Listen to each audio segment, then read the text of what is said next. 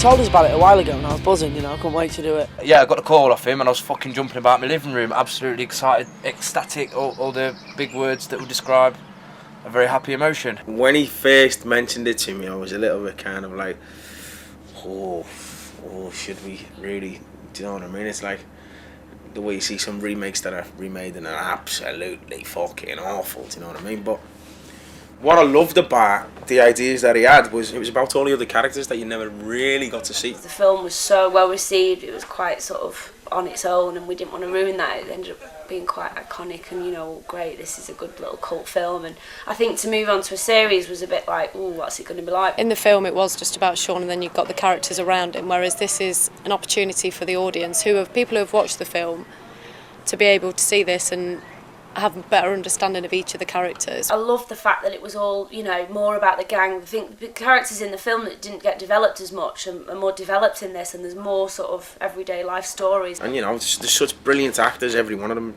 you know what I mean? Such brilliant actors to work with, and it's nice that they've now got a chance to show what they can do, I suppose, and to let their characters progress. That was, you know, that was one of the main things why I wanted to do it. Hey, come back here with my phone. Come here, don't chase me.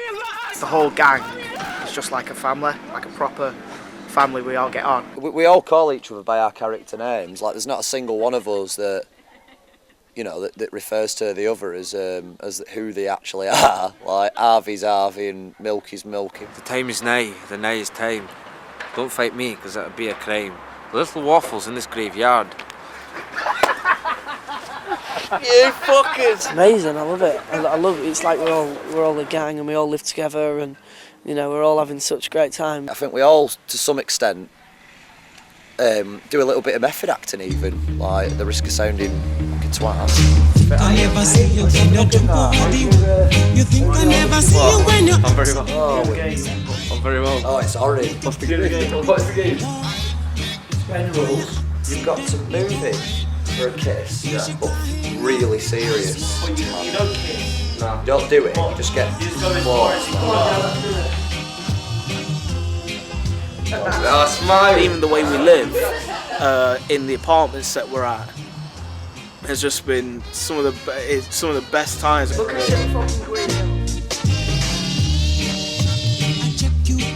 I think that's a massive part of why it ends up being the way it is, because, you know, we live together, we eat together, we sleep together, and as a result, you know, we are a fucking gang. Daisy, give me your answer to. I'm half crazy, oh for the love of you. My name's Mark Herbert and I'm producer of this TV series. Yeah, I'd start again, do that one again. Right, my name's Mark Herbert and I'm the producer of the TV series, produce the film, and I also run Walk Films. And no. What's going on, Dean? Don't know.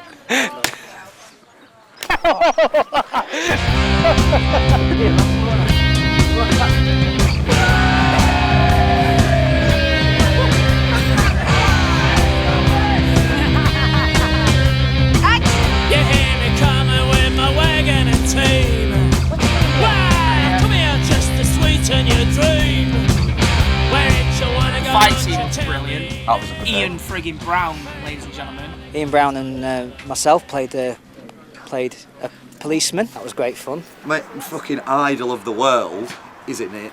And played a copper, and he came back to this flat, and I swear to God, it's one of the fucking proudest moments of my life. I used to sit listening to that bugger in my little room. What, do you know what you're doing yet in your scene? I think we're just going to go and wade in and kick shit out of everyone.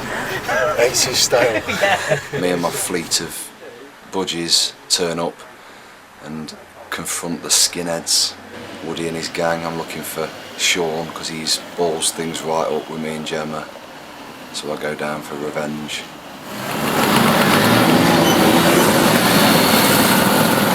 How's it going? It's going great.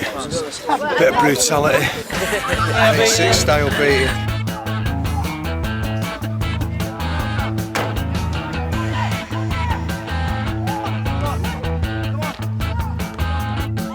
we had naked, well, not naked wrestling, semi-naked. I had my long johns on, and he viewed it.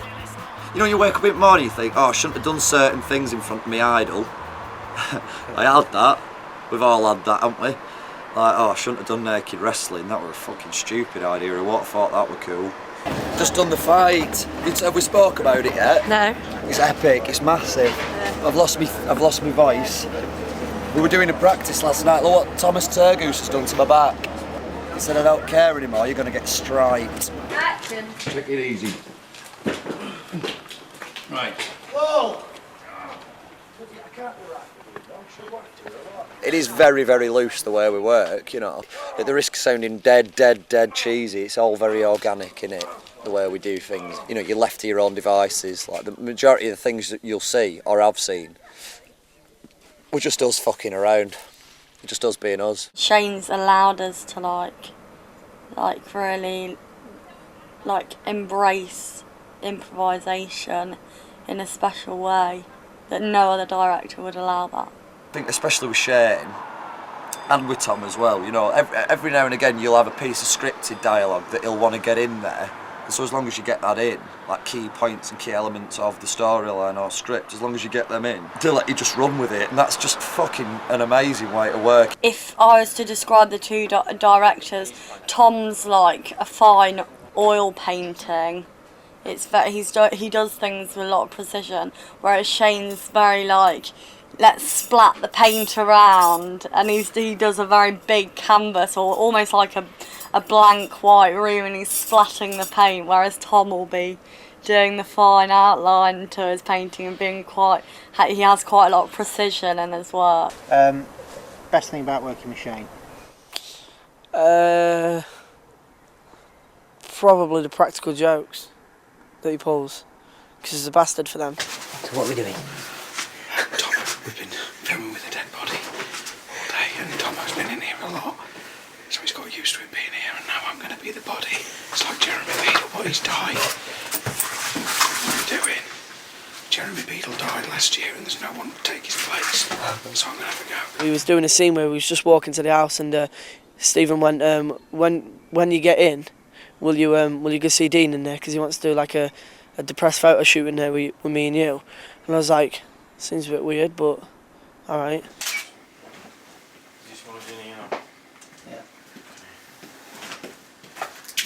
Just doing some stills for the website. Yeah. Can you see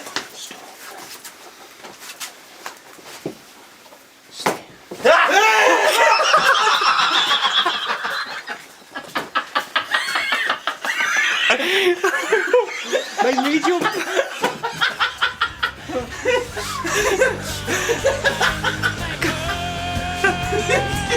Tomo! Come to make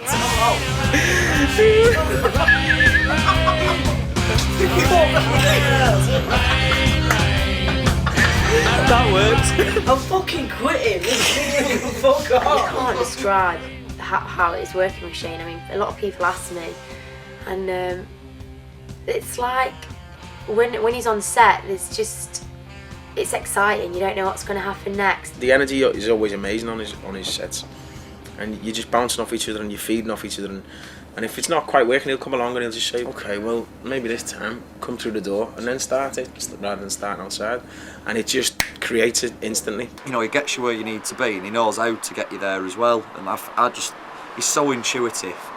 His memory and stuff, the way his head works, is just fucking bizarre. It's a wonder he doesn't just combust on the spot, which he probably does every now and again, bless him. He's like Bill Shankly, do you know what I mean? He is like a football manager, because he hasn't got he's got a sort of plan what's going to happen, and if it's not quite working, he'll move a couple of defenders over there and bring a forward in and put someone else over there in the far corner, and he'll adapt. He's constantly adapting. He's always making the shape move and change, and he's just a joy to work with. Come to make rain, rain, rain, rain.